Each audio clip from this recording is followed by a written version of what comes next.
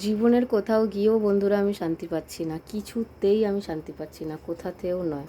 সেটা যে কোনো কিছুতেই হোক, কোনো কাজে আমি শান্তি পাচ্ছি না, কোথাও বসে শুয়ে আমি শান্তি পাচ্ছি না। আমার জাস্ট ভালো লাগছে না। আমার এত মন খারাপ হয়ে যাচ্ছে, কারণ আমি আমার মনের মতন করে কিছু করতে পারছি না, আমার মনের মতন লাইফ আমি লিড করতে পারছি না। আমার জাস্ট ভালো লাগছে না। আজকে মঙ্গলবার, মা এখানে পুজো দিয়ে গেছে, ওইখানে হয়তো টিকটিকি গেছে, তাই জন্য মা তারার ফটোটা ওরকম পড়ে গিয়েছে।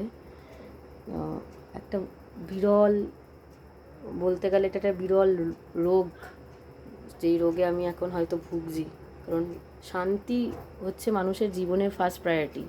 টাকা পয়সা, বাড়ি গাড়ি, সুখ, এগুলো কিন্তু ফার্স্ট প্রায়োরিটি হতে পারে না। মানসিক শান্তি হচ্ছে জীবনের ফার্স্ট প্রায়োরিটি, যেটা আমি আমার এই বয়সে এসে বুঝতে পেরেছি। আর সেই শান্তি আমি কিছুতেই পাচ্ছি না। কি করলে একটু শান্তি পাবো আমাকে একটু বলো।